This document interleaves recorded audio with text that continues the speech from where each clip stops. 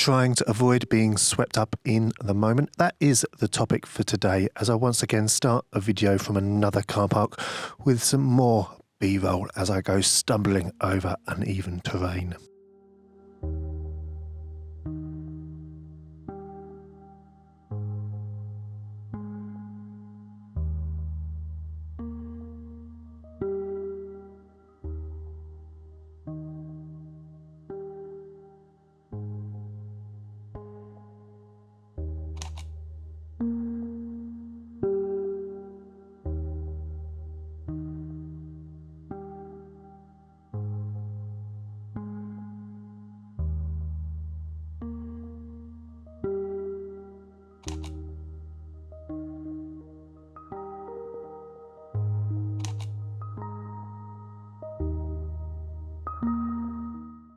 Hello and welcome to another video. You join me from the wild, the beautiful Ashdown Forest. I want to talk today about being careful when you head out to a location, especially when you go out there with the plan of shooting one subject in mind. I want to try avoid being swept away in the moment, which is what I want to talk about today. If you've been watching my latest excursions here on YouTube, you know I've been focusing a lot on wild heather of late, whether that's been down on the wild Cornish coast or back home in the heathlands of Kent. Travelled down to the Sussex countryside today, one last spot that I know where it grows. It's getting to that time of the year where it's slowly starting to go out of bloom. So I thought I'd travel down here this morning, just capture a few final shots before I have to wait another year for these amazing scenes. So I'm out here trying to shoot wild heather again this morning. Even though it might have disappeared, I might come across absolutely nothing. I have to admit, I've already walked around and found a few pockets, so I don't think I'm going to be overly disappointed. But even if I don't find anything at all, I'm sure I'll find something worth shooting out here this morning. It's getting back to that time of the year where the days are getting a little bit shorter. So it's possible to get out nice and early and enjoy a beautiful sunrise, which is what I was able to achieve this morning. Got up and out down here, 5 o'clock this morning. A lovely light show going off in the background. I even had some beautiful atmospheric fog in the hills in the background. So already I know that this isn't going to be a disappointing day. Autumn though, it's not too far away. It means that there's going to be more opportunities to enjoy more sunrises and start the day the best way possible. Getting swept up in the moment, that is the topic of today's video. And what do I mean by that? Of course, when you go out with a camera, it's really difficult to avoid doing something like that, because you can be presented with some lovely views, some lovely vistas, some lovely moments, and it is so easy getting caught up in the moment or wanting to capture as many different moments as possible. And I think that's what I mean, really. For example, the big example that got me thinking about this topic for this video, I was down Hothfield Heathlands not too long ago. And of course, my sole purpose for going out to the heathlands was to capture wild heather. And that was my main focus. That was my sole focus. I had nothing else on my mind when heading out there. And I think it got to the point where I was down there with the camera. It was like, oh, there's wild heather here. Gotta grab a shot. There's wild heather there. Gotta grab another shot. And it's all about getting swept up in the moment. I just focused too much on capturing the wild heather. Whereas when I was out on location, even when I got back to Lightroom, I thought to myself, yeah, I'm happy with the shots. I'm liking what I've captured. But I've been swept up in the moment. I've not thought enough about the compositions that I've taken. I've focused too much on the subject. And yeah, I think I got away with it last time, or on that occasion, because when I did eventually look through the images on Lightroom, I was reasonably happy with them. Even when I was out on location, I actually had to I got to the point that morning and I was like, Neil, hang back a little bit, take your time, think about what you're shooting with the camera. Because of course we want to be able to capture as many beautiful scenes as possible. If you don't take a step back and think about what it is you're taking, all it's going to be is just a shot of wild heather, of a sunrise, of fog, and there's going to be no other real interest in the image. You see, this scene here is a perfect example. I've come across some wild heather. We've got some lovely cattle just over in the background as well. Makes for a really nice scene. Like, the focus of today is to come out and find some wild heather before it finally disappears. And it is great that I am coming across some. But for me, it's wild heather. Yeah, I'm probably going to grab the shot. But for me, it's wild heather. Where's the interest in the subject? For me, the interest in the subject is we've got the path leading through the grass, and we've got a clump of trees in the background. That could be my interest. Maybe we're a little bit too low down the hill for this shot. I'm kneeling down as well. You see, this for me is what I try and do with my photography. I try and think about the bigger picture. I'm not just trying to take a picture for the sake of it of wild heather. When I take an image, there's got to be interest surrounding it. Take sunset, for example, at my home. Countless times I've looked outside my window, seen some beautiful light show as the sun's gone down.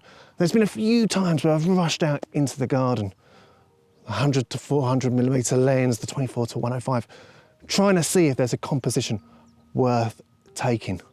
Because of course you want to be able to get those lovely colours. You want to be able to capture that moment in time. And each time now I've just given up.